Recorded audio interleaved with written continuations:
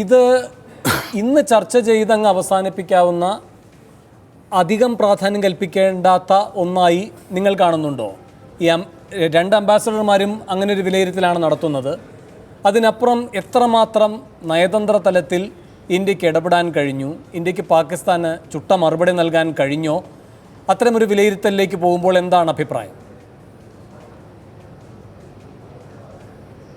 അല്ല, എനിക്ക് തോന്നുന്നത്, എനിക്ക് മുമ്പ് സംസാരിച്ച ഇന്ത്യയുടെ വളരെ അനുഭവസമ്പന്നരായിട്ടുള്ള രണ്ട് നയതന്ത്ര വിദഗ്ധന്മാർ അവർ പറഞ്ഞ കാര്യങ്ങൾ തീർച്ചയായിട്ടും അവരുടെ അനുഭവത്തിൻ്റെയും അവരുടെ ഇത്രയും കാലത്തെ നയതന്ത്ര മേഖലയിലെ ഇടപെടലുകളുടെയും ഒക്കെ അടിസ്ഥാനത്തിലാണ്. അത് ഇന്നത്തെ ഈ പ്രസംഗത്തെക്കുറിച്ചാണ് അവർ പറഞ്ഞതെന്നാണ് ഞാൻ മനസ്സിലാക്കുന്നത്. പക്ഷെ അതിനപ്പുറത്ത് ഈ വിഷയത്തെക്കുറിച്ച് ചർച്ച ചെയ്യുമ്പോൾ ഇന്ത്യ എടുത്തിട്ടുള്ള ആ നിലപാട് പാകിസ്ഥാൻ ഒരു ഭീകരവാദത്തെ പ്രോത്സാഹിപ്പിക്കുന്ന അല്ലെങ്കിൽ ഭീകരവാദത്തിൻ്റെ ഒരു സ്രോതസ്സായിട്ട് മാറുന്ന ഒരു രാജ്യമാണ് എന്നുള്ളത് ലോക രാജ്യങ്ങളെ കൊണ്ട് അംഗീകരിപ്പിക്കാനുള്ള ശ്രമമാണ് ഇന്ത്യ നടത്താൻ ഉദ്ദേശിക്കുന്നത് എന്നുള്ള അർത്ഥത്തിൽ, ആ അർത്ഥത്തിൽ നോക്കുമ്പോൾ ഇന്ന് കാശ്മീരിനെ കുറിച്ച് പരാമർശിക്കാതിരിക്കുകയും ബോധപൂർവം, അതേസമയത്ത് പാകിസ്ഥാനാണ് ഭീകരവാദത്തിൻ്റെ മുഴുവൻ പ്രഭവകേന്ദ്രം എന്നുള്ള നിലയിൽ പരാമർശിക്കുകയും ചെയ്യുക എന്നുള്ളതാണ് ഇന്ത്യ എടുത്തിരിക്കുന്ന ഒരു സ്ട്രാറ്റജിക് ആയിട്ടുള്ള സ്റ്റാൻഡ് എന്നാണ് ഞാൻ മനസ്സിലാക്കുന്നത്. അത് ജനറൽ അസംബ്ലിയുടെ ഒരു സമ്മേളനത്തിലുള്ള പ്രസംഗം കഴിഞ്ഞാലും നയതന്ത്ര മേഖലയിലും മറ്റ് തരത്തിലുമൊക്കെ ഈ വിഷയം മുന്നോട്ട് കൊണ്ടുപോകാൻ ഇന്ത്യയുടെ ഭാഗത്തു നിന്നുള്ള ശ്രമമുണ്ടാകും എന്നുള്ളത് തന്നെയാണ് ഞാൻ വിചാരിക്കുന്നത്. കാരണം ഇപ്പോൾ ഉണ്ടായിട്ടുള്ള സംഭവങ്ങൾ, ഇപ്പോൾ ഏറ്റവും ഒടുവിൽ ഉറിയിലുണ്ടായിട്ടുള്ള സംഭവം ഉൾപ്പെടെ, അതൊക്കെ നോക്കുമ്പോൾ പാകിസ്ഥാനെതിരായിട്ട് ലോകരാജ്യങ്ങളുടെ ഒരു സമ്മർദ്ദം, ആ സമ്മർദ്ദം ഉണ്ടാക്കിയെടുക്കാൻ ഇന്ത്യക്ക് എത്രമാത്രം സാധിക്കുന്നു, അതിലൂടെ മാത്രമേ പാകിസ്ഥാനെ നിയന്ത്രിക്കാൻ സാധിക്കുകയുള്ളൂ. സ്വാഭാവികമായും മറ്റു ചില പ്രശ്നങ്ങൾ കൂടിയുണ്ട്, പാകിസ്ഥാനകത്തുള്ള ആഭ്യന്തര പ്രശ്നങ്ങൾ. ആ ആഭ്യന്തര പ്രശ്നങ്ങളും ഒരുപക്ഷെ ഒരു മാർഗമാണ് എന്ന് വേണമെങ്കിൽ പറയാൻ പറ്റും. പാകിസ്ഥാനെ നിയന്ത്രിക്കാനും പാകിസ്ഥാനെ വരുതിയിൽ നിർത്താനുമൊക്കെയുള്ള ശ്രമങ്ങൾ. എന്തായാലും കാശ്മീരിലുള്ള പാകിസ്ഥാൻ്റെ ആ ഇടപെടൽ ലോകത്തിന് മുൻപിൽ തുറന്നു കാണിക്കുകയും അതോടൊപ്പം പാകിസ്ഥാൻ ഒരു ഭീകരവാദ രാഷ്ട്രമാണ് എന്ന് ലോകത്തെ കൊണ്ട് അംഗീകരിപ്പിക്കാൻ വേണ്ടിയിട്ടുള്ള ശ്രമങ്ങൾ നടത്തുകയും, ഈ രണ്ട് തരത്തിലുള്ള ശ്രമമായിരിക്കും ഇന്ത്യയുടെ ഭാഗത്ത് നിന്ന് ഉണ്ടാവുക എന്നാണ് എനിക്ക് തോന്നുന്നത്. ഡോക്ടർ സെബാസ്റ്റ്യൻ പോൾ, വളരെ ബുദ്ധിപരമായും വിജയകരമായും കശ്മീർ എന്ന പാകിസ്ഥാൻ ഉണ്ടാക്കുന്ന ചതിക്കുഴിയിൽ വീഴാതിരിക്കുന്നതിൽ ഇന്ത്യ വിജയിച്ചിട്ടില്ലേ? അതുപോലെ തന്നെ ഉറിയിലെ ആക്രമണവുമായി ബന്ധപ്പെട്ട് കൃത്യമായ തെളിവുകൾ ഞങ്ങളുടെ കൈവശമുണ്ട്, അത് പാകിസ്ഥാന് കൈമാറാം, അവിടെ നിങ്ങൾക്ക് തന്നെ സ്വയം ബോധ്യപ്പെടുന്ന തരത്തിൽ അത് പരിശോധിക്കൂ എന്ന് പറയുക വഴി പാകിസ്ഥാനെ പ്രതിരോധത്തിലാക്കാൻ കഴിഞ്ഞിട്ടില്ലേ? മൂന്നാമതായി, ഭീകരവാദത്തിൻ്റെ കേന്ദ്രമാണ് പാകിസ്ഥാൻ എന്ന് പറഞ്ഞ് ഇപ്പോൾ ഇന്ന് ഈ ഇനാം ഗംഭീർ പറഞ്ഞൊരു വാചകമുണ്ടല്ലോ, ഇത് അധികം ആരെയും പറഞ്ഞ് പഠിപ്പിക്കേണ്ടതില്ല, അവർക്ക് നൽകുന്ന സാമ്പത്തിക സഹായം തന്നെ അവർ ഇതിനു വേണ്ടി ദുർവിനിയോഗം ചെയ്യുകയാണ്. അതുപോലെ തന്നെ വികാസ് സ്വരൂപം എന്ന് പറയുകയുണ്ടായി. ഇതൊന്നും ലോക രാജ്യങ്ങളെ ബോധ്യപ്പെടുത്തേണ്ടതില്ല, ഇപ്പോൾ അമേരിക്കയെ ഒരു ഉദാഹരണത്തിന് ബോധ്യപ്പെടുത്തേണ്ടതില്ല. നാം ഈ ചർച്ച നടക്കുന്ന സ്ഥലത്ത് നിന്ന് അധികം ദൂരെ അല്ലാതെ അടുത്തടുത്തായി 2 ഭീകരാക്രമണമാണ് അവിടെ നടന്നിട്ടുള്ളത്. അതിലെ പാക് ബന്ധം അമേരിക്കയ്ക്കും ബോധ്യമുള്ളതാണ്. ഇങ്ങനെ പറഞ്ഞ് അന്താരാഷ്ട്ര സമൂഹത്തെ പാകിസ്ഥാൻ ഏത് രൂപത്തിലാണ് ഭീകരതയെ പ്രോത്സാഹിപ്പിക്കുന്നത് എന്ന് ബോധ്യപ്പെടുത്തുക, ഈ 3 തലത്തിൽ ഇന്ത്യക്ക് വിജയിക്കാൻ കഴിഞ്ഞിട്ടില്ലേ? അല്ല, ഇന്ത്യയുടെ ഇന്നത്തെ പ്രകടനം അത് നല്ല നിലയിൽ തന്നെയായിരുന്നു, അതിന് സംശയമൊന്നുമില്ല. പക്ഷേ ഐക്യരാഷ്ട്ര പൊതുസഭയിലെ പ്രസംഗം അതുകൊണ്ട് പരിഹരിക്കാവുന്ന ഒന്നല്ല കാശ്മീർ പ്രശ്നം, അല്ലെങ്കിൽ ഇന്ത്യയും പാകിസ്ഥാനും തമ്മിലുള്ള വിഷയം. കഴിഞ്ഞ എത്രയോ വർഷങ്ങളായി ഈ പ്രശ്നത്തിൻ്റെ ആരംഭത്തിൽ തന്നെ നമ്മൾ പ്രസംഗിച്ച് ജയിക്കാനാണ് നമ്മൾ ശ്രമിച്ചിട്ടുള്ളത്. ആ ശ്രമം വിജയിച്ചിട്ടുമില്ല. വി കെ കൃഷ്ണമേനോൻ്റെ പ്രസിദ്ധമായ 8.5 മണിക്കൂർ നീണ്ടു നിന്ന പ്രസംഗം, അവിടെ മുതൽ ഇങ്ങോട്ട് നമ്മൾ പല പ്രാവശ്യം നന്നായി പ്രസംഗിച്ചിട്ടുണ്ട്, പാകിസ്ഥാന് മറുപടി കൊടുത്തിട്ടുണ്ട്. പക്ഷേ അതുകൊണ്ട് അത്തരത്തിലുള്ള ക്യാമ്പയിൻ കൊണ്ട് ലോകസമൂഹത്തെ ഒന്നും ബോധ്യപ്പെടുത്താൻ കഴിഞ്ഞിട്ടില്ല, അല്ലെങ്കിൽ ബോധ്യപ്പെടുത്തേണ്ട ആവശ്യമില്ല. പാകിസ്ഥാൻ്റെതായ പ്രവൃത്തി കൊണ്ട് ആ രാജ്യം ഏത് സ്വഭാവത്തിലുള്ളതാണ് എന്ന് ലോകത്തെ ബോധ്യപ്പെടുത്തിയിട്ടുണ്ട്. അതുകൊണ്ട് അമേരിക്കയെ നമ്മൾ പ്രത്യേകം പറഞ്ഞ് പഠിപ്പിക്കേണ്ട കാര്യമില്ല. ഈ ടെററിസത്തിനെതിരെയുള്ള അമേരിക്കയുടെ ക്യാമ്പയിൻ അതിൽ ആത്മാർത്ഥതയുള്ളതാണെങ്കിൽ പാകിസ്ഥാനോട് അവർ വ്യത്യസ്തമായ സമീപനം സ്വീകരിക്കേണ്ടതായിരുന്നു. പക്ഷേ അതിപ്പോൾ നമ്മൾ കാണുന്നില്ല. അതിന് മറ്റു പല കാരണങ്ങളും ഉണ്ടാകാം. ഇവിടെ ഇപ്പോൾ ഉള്ളത് കാശ്മീരിനെ കുറിച്ച് നമ്മൾ പരാമർശിച്ചില്ല. നമ്മൾ ഉചിതമായ രീതിയിൽ ഒരു മറുപടി ഉചിതമായ രീതിയിൽ തന്നെ നൽകി എന്നൊക്കെ നമുക്ക് സമാധാനിക്കാം എന്നുള്ളത് ശരിയാണ്. പക്ഷേ ഐക്യരാഷ്ട്രവേദിയിൽ നിന്നോ ഐക്യരാഷ്ട്ര ഇടപെടൽ കൊണ്ടോ പരിഹരിക്കാൻ കഴിയാത്ത ഒന്നായി കാശ്മീർ പ്രശ്നം ഇപ്പോഴും അവശേഷിക്കുന്നുണ്ട്.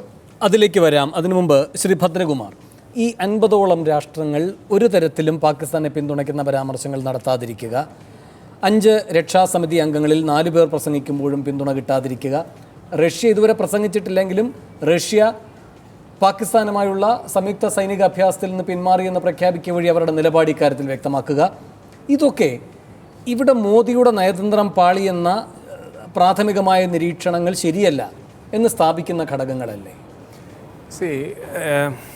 ഇത് പുതുതായിട്ടുള്ള ഒരു ഹാപ്പനിങ് അല്ല. ഈ പ്രശ്നം വരുമ്പോൾ അംബാസഡർ ശ്രീനിവാസൻ പറഞ്ഞ പോലെ ഒരു ഹൈറ്റൻഡ് അവയർനെസ് വരുന്നത് നമ്മളുടെ ആ ആണവ പരീക്ഷണവും അതുമൊക്കെ കഴിഞ്ഞതിന് ശേഷമുള്ള ആ ദിശയിലാണ്. അത് കഴിഞ്ഞിട്ടാണെങ്കിൽ തന്നെയും ഒരു ഫ്ലാഷ് പോയിൻ്റ് ഉണ്ടാകുന്നതിൽ അപ്പോഴെല്ലാവർക്കും പ്രത്യേകിച്ചൊരു ഒരു അവയർനെസ് വരും. അല്ലെങ്കിൽ ഇതിനെക്കുറിച്ച് സത്യത്തിൽ പറഞ്ഞ ഒരു ബോധമാണ്. ഇത് ഇവർ രണ്ടുപേരും അങ്ങോട്ടും ഇങ്ങോട്ടും എപ്പോഴും പറയുന്ന കാര്യമാണ്. അവർ അതേസമയം സഹോദരങ്ങളുമാണ്. മുറിയിൽ നിന്ന് വെളിയിലിറങ്ങിയ വലിയ ചങ്ങാത്തത്തിലാണ് അങ്ങോട്ടും ഇങ്ങോട്ടും പെരുമാറുന്നത്. ഇത് അവരെ അങ്ങ് വിട്ടേരെ എന്നുള്ള ഒരു സമീപനമാണ് അവർക്കുള്ളത്. ഇപ്പം ശ്രീ മുരളീധരൻ പറഞ്ഞതുപോലെ ഇതേ സമീപനം തന്നെ നമ്മൾ ചരിത്രപരമായിട്ട് തിരിച്ചു നോക്കുകയാണെങ്കിൽ എല്ലാ കാലവും എടുത്തിട്ടുള്ള ഇതേ സമീപനമാണ്. പക്ഷേ ഈ സമീപനം ഇങ്ങനെയാണ്. ഇപ്പോൾ യൂറി അറ്റാക്ക് നടന്നു. യൂറി അറ്റാക്ക് നടന്നപ്പോൾ ഇന്ത്യ ഒരു ടെററിസത്തിൻ്റെ ഒരു വിക്ടിമായി എന്നുള്ള നിലയിൽ നമ്മളോട് എല്ലാ രാജ്യങ്ങളും കമ്മിസറേറ്റ് ചെയ്തു. പക്ഷേ പ്രധാനപ്പെട്ട ശക്തികളെ എടുക്കുകയാണെങ്കിൽ അവരുടെ പ്രസ്താവനകളിൽ ഒരു പ്രസ്താവനയിൽ പോലും റഷ്യയെ മാറ്റി നിർത്തുകയാണെങ്കിൽ റഷ്യ മാത്രമേ പാകിസ്ഥാനെ പരാമർശിച്ചുള്ളൂ. മറ്റുള്ളവരൊന്നും പരാമർശിച്ചിട്ടില്ല. ഈ തിങ്കളാഴ്ച ജോൺ കെറി നവാസ് ഷെരീഫുമായിട്ട് മീറ്റ് ചെയ്തു. അതിന് കഴിഞ്ഞതിന് ശേഷമുള്ള സ്റ്റേറ്റ് ഡിപ്പാർട്ട്മെൻറ്റിൻ്റെ റീഡൗട്ട് കാണണം. ആ റീഡൗട്ട് വളരെ വളരെ എഫ്യൂസീവായിട്ട് പാകിസ്ഥാനെ അദ്ദേഹം പ്രൈസ് ചെയ്തു. അതുമാത്രമല്ല അവർ രണ്ടുപേരും കൂടെ ചേർന്ന് എഗ്രി ചെയ്തെന്ന് പറഞ്ഞുള്ള ഒരു കോൺസെൻസസ് ഫോർമുലേഷൻ കാശ്മീരിനെ കുറിച്ച് സ്റ്റേറ്റ് ഡിപ്പാർട്ട്മെൻറ്റിൻ്റെ ആ പ്രസ് റിലീസിൽ അവർ അവതരിപ്പിച്ചു. അപ്പോൾ ഈ കുഴപ്പം വരുന്ന ഇതാണ്, നമ്മൾ എല്ലാ കാലത്തും ഇങ്ങനെ തന്നെയാണ് സമീപിച്ചിട്ടുള്ളത്. പാകിസ്ഥാനെ ഒറ്റപ്പെടുത്തണം. ശ്രീ സെബാസ്റ്റ്യൻ പാലോ പറഞ്ഞ പോലെ ഇതിനെക്കുറിച്ചൊരു വലിയ അവെയർനെസ് ലോകത്തിലൊക്കെ ഉണ്ട്. പക്ഷേ ആ അവെയർനെസ്സിനെ പാകിസ്ഥാനെതിരായിട്ട് സമ്മർദ്ദം ആയിട്ട് മാറ്റുന്ന ആ ആൽക്കമി ഉണ്ടാക്കുന്നതിലാണ് നമ്മളുടെ ചലഞ്ച് കിടക്കുന്നത്, ഡിപ്ലോമാറ്റിക് ചലഞ്ച്. അത് എനിക്ക് വളരെ വലിയ സന്ദേഹമുള്ളത് അത് വില പോവുകയില്ല. പല കാരണങ്ങളാലും ശ്രീ സെബാസ്റ്റ്യൻ പാൾ പറഞ്ഞ ശരിയാണ്. ഇൻട്രിൻസിക് ആയിട്ടുള്ള കാര്യങ്ങളുണ്ട്, ഓരോ രാജ്യത്തിൻ്റെയും സ്ഥാപിത താല്പര്യങ്ങളുണ്ട്. അതൊക്കെ എടുത്തുകൊണ്ടാണ് അവർ ഇതിലൊരു സമീപനം എടുക്കാൻ പോകുന്നത്. അമേരിക്കയെ സംബന്ധിച്ചിടത്തോളം പാകിസ്ഥാൻ വളരെ വളരെ വിലപ്പെട്ട ഒരു രാജ്യമാണ് അവരെ സംബന്ധിച്ചിടത്തോളം. അപ്പോൾ ആ ബന്ധം ആണ് അവർക്ക് കൂടുതൽ പ്രാധാന്യം.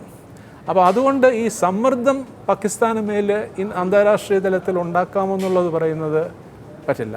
പാകിസ്ഥാൻ ഇപ്പോൾ തന്നെ വളരെ വളരെ വളരെ മോശപ്പെട്ട ഒരു റെപ്യൂട്ടേഷനാണ്. അപ്പോൾ അതിൽ പുതുമയൊന്നുമില്ല. നമ്മളിതിനെക്കുറിച്ച് ഇങ്ങനെ പാകിസ്ഥാൻ ഇങ്ങനെ ടെററിസ്റ്റ് ഗ്രൂപ്പ്സ് എല്ലാം അവരോട് ഓപ്പറേറ്റ് ചെയ്യുന്നുണ്ട്, അവരുടെ മണ്ണിൽ നിന്നും പറയുന്നതിൽ പുതുമയില്ല. എല്ലാവർക്കും ലോകത്തിലുള്ളവർക്കെല്ലാം അറിയാം. പക്ഷേ അതിനെ എങ്ങനെ നമ്മളതിനെ ട്രാൻസ്ഫോം ചെയ്യുന്നു ഒരു പ്രഷർ പോയിൻ്റ് എന്നുള്ളതാണ് ഒരു കാര്യം. അപ്പോൾ അതിൽ വരുന്നത് ചുരുക്കത്തിൽ പറഞ്ഞാൽ പ്രശ്നപരിഹാരമാവുന്നില്ല. നയതന്ത്ര തലത്തിൽ ഇതിനൊരു പ്രശ്നപരിഹാരം ഉണ്ടാകാൻ പോകുന്നതായിട്ട് ഞാൻ കാണുന്നില്ല. പാകിസ്ഥാൻ്റെ സമീപനം നമ്മൾ വെടിവെച്ച് വീഴ്ത്തും. ഈ കാശ്മീരിനെ സെക്യൂരിറ്റി കൗൺസിലിലും മറ്റും കൊണ്ടുപോകുന്നത്. നമ്മളുടെ സമീപനം നയതന്ത്ര തലത്തിൽ സമ്മർദ്ദമുണ്ടാക്കുക എന്നുള്ള ശ്രമം ഈ കഴിഞ്ഞ എല്ലാ വർഷങ്ങളിലും പതിറ്റാണ്ടുകളായിട്ട് നമ്മൾ ശ്രമിച്ചിട്ടുള്ളത് മുന്നോട്ട് പോകാനുള്ള സാധ്യതയും ഞാൻ കാണുന്നില്ല. അപ്പോൾ ഉരുത്തിരിഞ്ഞു വരുമ്പോൾ ഈ പ്രശ്നം കാശ്മീരിലെ വാലിയിലാണ് നമ്മൾ കാണേണ്ടി വരുന്നത്. അതിലേക്ക് വരാം. ശ്രീ ടി പി ശ്രീനിവാസൻ, അങ്ങ് പറയുകയുണ്ടായി മൈഗ്രേഷൻ്റെ വിഷയം ഗൗരവത്തോടെ UN ചർച്ച ചെയ്തുകൊണ്ടിരിക്കുകയാണ്. അതുപോലെ തന്നെ സെക്രട്ടറി ജനറലിൻ്റെ തെരഞ്ഞെടുപ്പുമായി ബന്ധപ്പെട്ട കാര്യം. അതുപോലെ തന്നെ പ്രധാനമല്ലേ അമേരിക്കൻ പ്രസിഡന്റ് തെരഞ്ഞെടുപ്പിൻ്റെ പശ്ചാത്തലവും? ഇവിടെ ഇപ്പോൾ അമേരിക്കയുടെ ഒരു തീരുമാനം എന്നു പറയുന്നത് അങ്ങനെ ശക്തമായി ഈ UN യോഗത്തിൽ പ്രതിഫലിക്കില്ല എന്ന നിരീക്ഷണങ്ങളുണ്ട്. കാരണം ഒരു 4 ആഴ്ച കൂടെയുള്ളൂ ഒബാമയ്ക്ക് അദ്ദേഹത്തിൻ്റെ ടേം പൂർത്തിയാക്കാൻ. പക്ഷേ ഈ പുതുതായി ആരിനി പ്രസിഡൻ്റായി വന്നാലും ഇതുവരെ അമേരിക്ക പിന്തുടരുന്ന നിലപാടുകളിൽ നിന്ന് കാര്യമായ വ്യതിയാനമൊന്നും ഉണ്ടാകാൻ പോകുന്നില്ല ഇന്ത്യ പാക് വിഷയത്തിലെന്ന് പറയുമ്പോഴും ഇന്ത്യക്കൊരു മേൽക്കൈ UN-ൽ നേടിയെടുത്തുകൊണ്ട് ആ പുതിയ ഭരണാധികാരിയെ മാനസികമായി മനഃശാസ്ത്രപരമായി സ്വാധീനിക്കുന്ന ഒരു ഉയർന്ന തട്ടിലേക്ക് നമുക്കെത്താൻ കഴിയുക എന്നൊരു പരിശ്രമം നടക്കുന്നുണ്ടോ? 1. 2, പാകിസ്ഥാനുമായി ബന്ധപ്പെട്ട് അമേരിക്കയ്ക്കെതിരെ വരുന്ന ആക്ഷേപം